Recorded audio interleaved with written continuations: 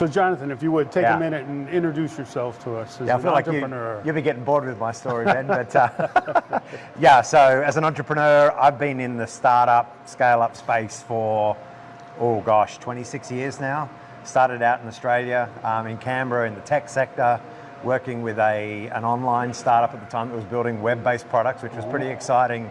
Today, you'd go, so what? But Yeah. it was the 90s. And so that's where I kind of got into it and started to really connect with the whole startup scene in that city, which is very similar to like, here in Asheville and a very similar kind of deal. And so that's how I kind of got into it. I've always had a great love for entrepreneurs, people starting stuff. Not necessarily just tech, all over the place. I've got clients and have had experience in a lot of different areas. So it's been a long time. And then I was also a lobbyist. So I worked with federal government in Australia on that space as well, creating great ecosystems for Australian companies to start up and scale. So, Okay. yeah.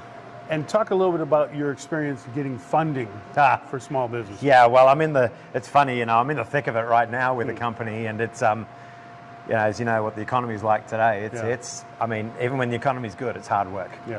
And so a couple of things with funding that I've learned is getting runs on the board is really important.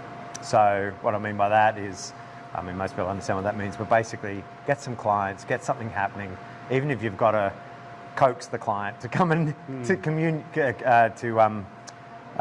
consume your service. Yeah. And so getting runs on the board is critical. They're going to look at that. They're going to look at what's the business doing. It's really interesting now, even when we start to talk about startups, most investors I've come across, what they're wanting to invest, like they'll call them high-risk startups, but these are companies that are already making revenue. Not necessarily profitable, but making revenue. So there's the whole game's shifted a lot. And so, there's maybe support groups, there's co-working spaces and that help with the really early, the pre-seed stuff. Right. But funding's tough, yeah.